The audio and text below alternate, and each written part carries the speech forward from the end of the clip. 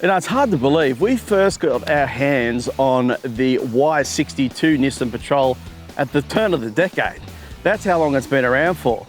And look, at the start, let's be honest, its looks were a little bit goofy. It copped a bit of flack. But once I got behind the wheel and took it through all sorts of territory, including the snow, as you'll see in the video here, and through the mud and through the dirt, I knew that Nissan potentially had a bit of a winner on its hands. Now look, I'm not a four-wheel drive expert, there's no doubt about it. The one thing I'll say is that we've got a very enthusiastic and passionate group of four-wheel drive enthusiasts in our country, and it's not for me to pitch this against the legendary Toyota Land Cruiser. So I'm not going to get involved in that debate, except I'll just say this is better.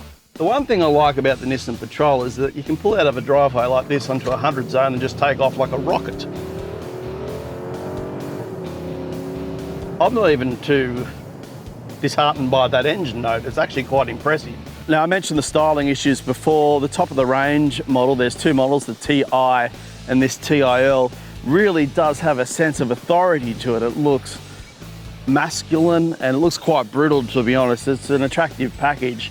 And you're not going to get buyers from the now defunct Affinity QX80, which dead set, I mean, that was an atrocity, I'm sorry, but this is a 10 out of 10 compared to how that thing looked, there's no doubt about it. Look, it was a slur to bag the Land Cruiser, it's a slur.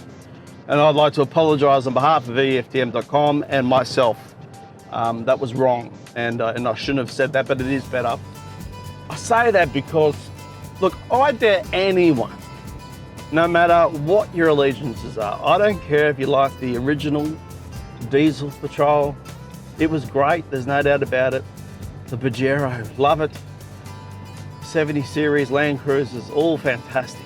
The 200 series, yes, great. But I'd encourage you just, if you're in the position to fork out what is still a lot of money, to jump into one of these and just have a go.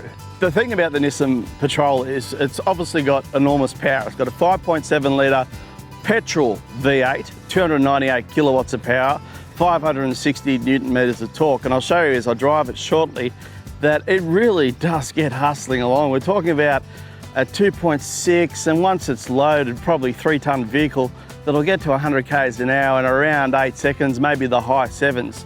It's got serious up and go. Now look, it just hauls ass. I'm going uphill here, and it's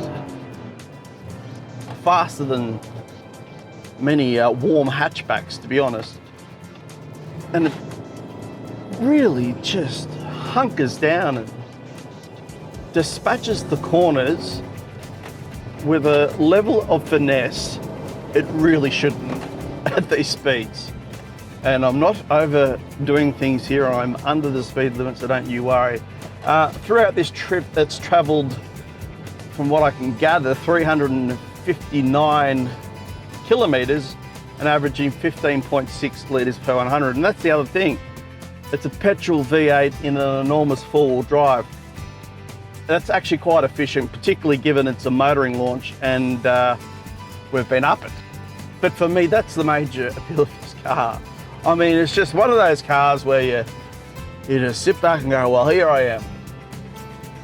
I'm certainly well and truly above the crowd here.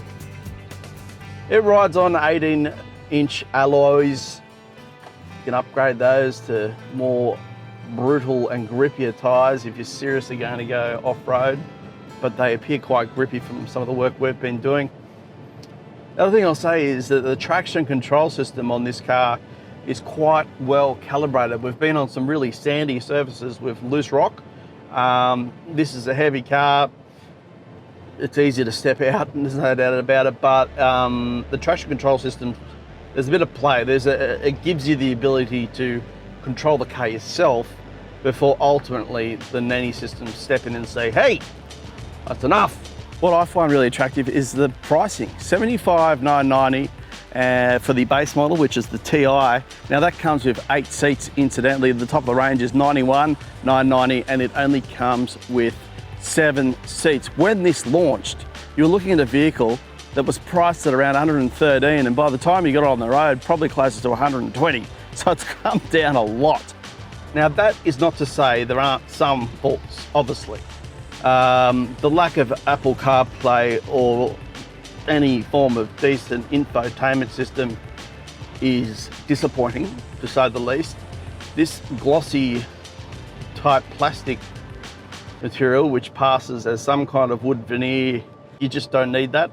And overall, there's just too many buttons for a car that is sold in 2020. Importantly, the Patrol now has fairly good safety technology right across the two models. I'm reversing currently using the 4 cameras around the car with the bird's eye view monitor, which is great given the enormity of the vehicle, makes things much easier and of course safer. So safety-wise, things have been upgraded, and that's a good thing. And importantly, they're standard on the base model. It's an attractive proposition. We're seeing more and more on the roads. You really do struggle to get your hands on one, as a matter of fact, if you pick up the phone and ring a Nissan dealer. It's the updated, finally, Nissan Patrol V8. I'm Chris Bowen for EFTM.